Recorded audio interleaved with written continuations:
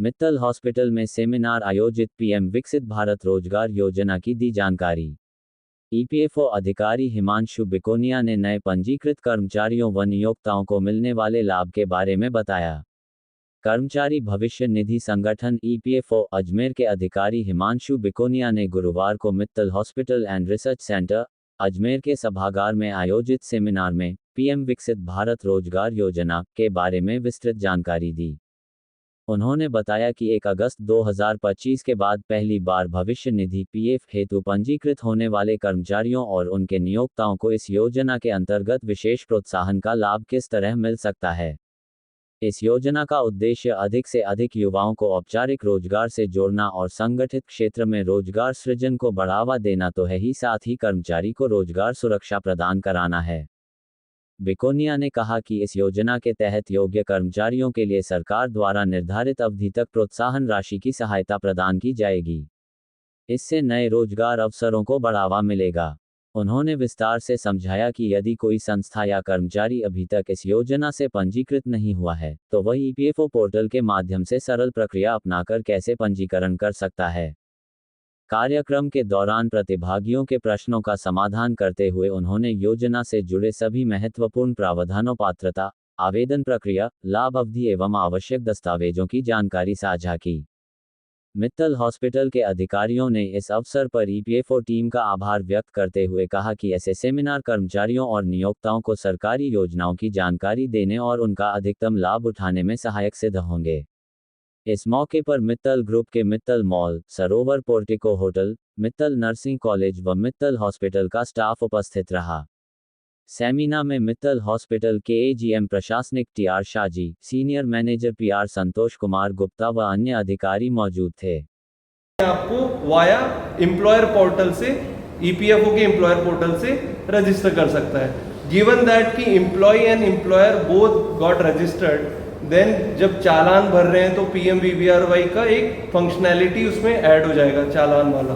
तो अब मैं एलिजिबिलिटी की बात कर देता हूं कि भाई आप में से आप सोच रहे होंगे कि भाई मेरा क्या लेना देना, मैं पीएमवीवीआरवाई का सदस्य हूं, बेनिफिशियरी हूं कि नहीं हूं, मेरा कोई साथी हो सकता है, या किसी को मैं पीएफ कंट्रीब्यूट नहीं किया है फॉर एनी रीजन कि भाई मेरा सैलरी में कुछ पार्ट कम हो जाता है, मेरे को दिनचर्या के लिए पैसा चाहिए, तो मैं क्यों पीएफ में करवाऊं। लेकिन आज ये मौका है कि आपको ओवर एंड अबव वो पैसा तो मिलेगा ही मिलेगा, और जो बेनिफिट एम्प्लॉयर को मिलेगा उसकी वजह से आपको जॉब सिक्योरिटी रहेगा 1 साल का, 6 महीने और 6 महीने।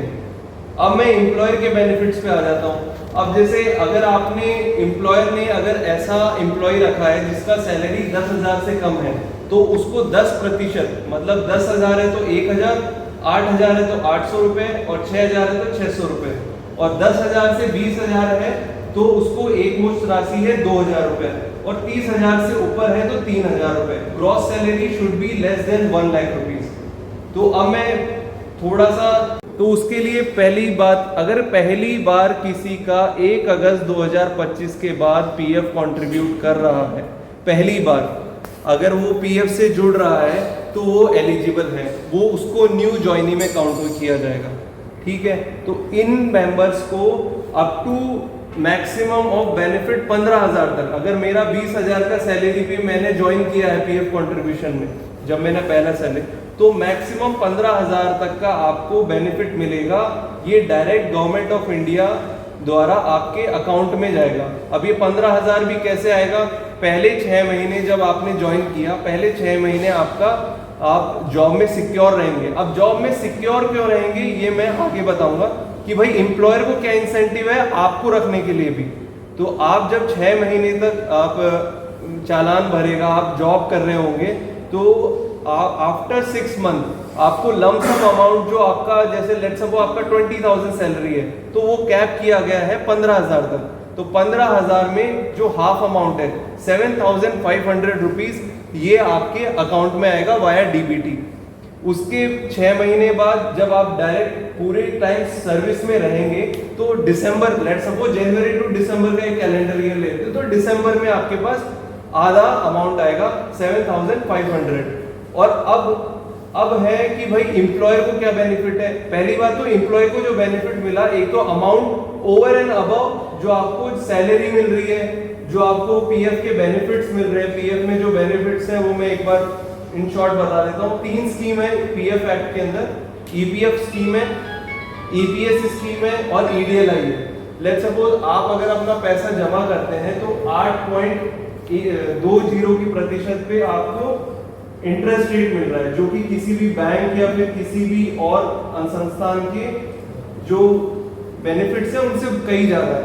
फिर एक पेंशन है, ईपीएस पेंशन सेवा भी प्रोड्यूस करता है। और फिर अपना एक इंश्योरेंस है, जस्ट इन केस आपकी कोई डेथ हो जाती है तो उनके नॉमिनेशन या उनके फैमिली को या उनके डिपेंडेंट पेरेंट को या ऑर्फन को, ये सारे को ईडीएलआई का बेनिफिट भी मिलता है। तो ये तो जनरल बेनिफिट्स हैं, लेकिन जनरल और एक्स्ट्रा ऑर्डिनरी बेनिफिट्स है, but at the same time आज मकसद है प्रधानमंत्री विकसित भारत के लिए। उसमें मैंने एक